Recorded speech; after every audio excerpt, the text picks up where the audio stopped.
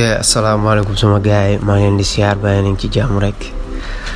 di leen wax dal leen jàmm ci page YouTube bi comme d'habitude rek bu fekkee ku bees nga ñëwal abonné activer cloche bi partager vidéo yi etc. am na yu tuto am na lépp ci biir tey nag dama ñëwoon pour wan leen nan la ñuy changer icône application yi comme ni ngeen koy gisee nii nan lañ ko mën a changer ba mu mel nii bon loolu yomb na aajowul yenn xam-xam yi.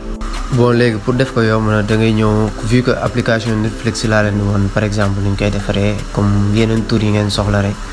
da ngay ñëw Safari wala Google yaa xam booy dugg nga bind Netflix léegi soo bindee Netflix juste nii après nga dugg image léegi soo duggee image yaa xool image bu la neex nga jël ko par exemple man bii moo ma neex léegi da nga koy choisir nga ajouter ko ci photo bi. waaw léegi vu que ajouté nañ ko ci photo bi ba léegi boo duggee juste noonu photo rek di nga ko gis moo nekk noonu ci suuf. léegi la ñuy soxla mooy que ni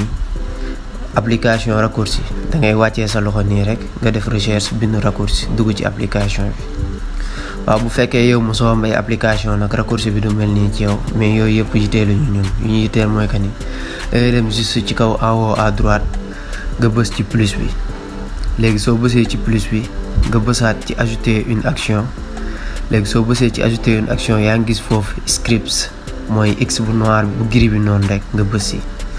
léegi boo ci bësee nga wàcc ba gis fu ñu bind ouvrir l'app nga bës ouvrir l'app léegi soo bësee ouvrir l'app ba pare di nga gis juste choisir noonu juste à côté nga bës choisir léegi nga bind par exemple ñun Netflix lañ jël nga bind Netflix nga choisir ko. léegi boo ko choisiree ba pare nga bës ci 3 points yooyu nekk noonu juste ci kaw en haut à droite léegi nom du raccourci yaa xool su la neexee nga def Netflix bu la neexee nga bind leneen yaa xool tur bu la neex ñun dañuy maintenir Netflix bi.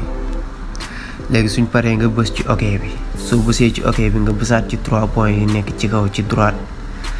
léegi boo ko bësee gis nga sur l'écran d'accueil foofu ngay bës. léegi boo bësee sur l'écran d'accueil yaa am benn icône boo xam ne dafa am Netflix juste ci digg bi noonu léegi da ngay bës ci Netflix bi léegi nga def choisir une photo boo duggee choisir une photo yaa ngi gis photo bi nga mujjee jël photo boobu ngay jëlaat. léegi boo jëlee yaay xool noo koy recadrer bu la neexee nga yokk ko bu la neexee nga wàññi ko comme par exemple man nii laa ko bàyyee léegi damay bës choisir. léegi soo bësee choisir après nga bës ajouter soo bësee ajouter gis nga dalay wan ni dem na léegi nga bësaat OK léegi bësaat OK léegi boo génnee juste noonu di nga gis Netflix bi noonu juste ci côté bi comme par exemple boo ci cliquer juste directement da lay dugal Netflix. léegi nag mën nga vu que léegi soxla woo ñaari Netflix ci sa téléphone mën nga ñëw nga génnee benn bi da ngay cliquer nga téye ko nga def modifier. léegi soo bësee modifier nga bës ci moyen bi nga def supprimer de l'écran d'accueil pas supprimer l'application parce que supprimer l'application day supprimer application bi ñun ci écran d'accueil bi lañ ko soxlawul supprimer de l'écran d'accueil juste. léegi nag bi moo remplacer Netflix bu ñu amoon comme tamit mun nga ko def ainsi de suite comme ni ñu defaree YouTube bi musique bi Instagram bi Snapchat bi calculette téléphone etc.